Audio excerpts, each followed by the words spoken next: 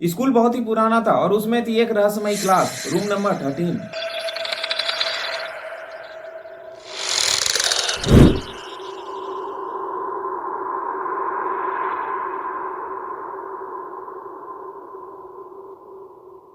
वो क्लास सालों से बंद थी और उस क्लास में किसी भी स्टूडेंट को जाने की परमिशन नहीं थी। बोला जाता था 10 साल पहले उस क्लास में आग लगने की वजह से 13 बच्चों की मौत हो गई थी और उसी दिन से उस क्लास में अजीब अजीब घटनाएं होने लगी, इसलिए उस रूम को हमेशा के लिए बंद कर दिया गया। आरब, जो कि उस स्कूल में एक न्यू एडमिशन लेकर आया हुआ था, जब सब बच्चे रूम नंबर 13 के बारे में बात करते थे तो पता नहीं आरब के अंदर एक अलग सी एनर्जी फील होती थी और वो उस क्लास के बारे में हमेशा जानने के लिए परेशान रहता था। कभी वो उस रूम के बारे में अपने क्लास टीचर से बात करता तो कभी स्कूल के प्रिंसिपल से ही पूछ लेता था। जब उसने सबसे पूछा फिर भी किसी ने उसे स्टोरी नहीं बताई तो फिर एक दिन आरब स्कूल में छिपकर रह गया और छुट्टी होने के बाद वो रूम नंबर 13 के पास पहुंचा। रूम का गेट बहुत ही पुराना था और ऑब्वियस सी बात है, अगर कोई भी रूम 10 साल से बंद है तो उसकी गेट और उसकी साफ सफाई ना की जाए तो वो पुरानी हो ही जाएगी। और सबसे हैरान करने वाली बात यह थी कि जिस रूम पर 10 साल से ताला लगा हुआ था उस दिन उस रूम पे ताला ही नहीं था और गेट थोड़ा सा खुला था। जब आरब ने पूरा गेट खोला और कमरे के अंदर गया तो वहां पर सिर्फ धूल मिट्टी, मकड़ी का जाला और टूटा फूटा डेस्क बिखरा हुआ था। लेकिन सबसे अजीब बात यह थी कि उस रूम के बिल्कुल सेंटर में